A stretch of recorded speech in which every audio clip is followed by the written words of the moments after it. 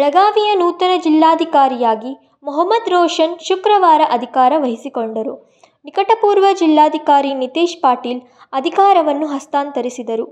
2015ನೇ ಬ್ಯಾಚಿನ IAS ಅಧಿಕಾರಿಯಾಗಿರುವ Mohammed Roshan ಅವರು ಈ ಮುಂಚೆ ಹೆಸ್ಕಾಂ ವ್ಯವಸ್ಥಾಪಕ ನಿರ್ದೇಶಕರಾಗಿ ಕಾರ್ಯನಿರ್ವಹಿಸುತ್ತಿದ್ದರು.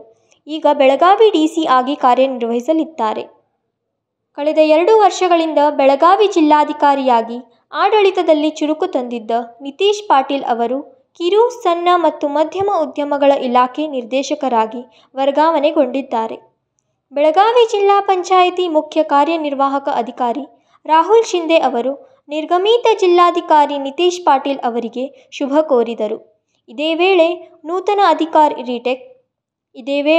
ನೂತನ ಜಿಲ್ಲಾಧಿಕಾರಿಗಳಿಗೆ ಹೂಗುಚ್ಛ ನೀಡಿ ಬರಮಾಡಿಕೊಂಡರು.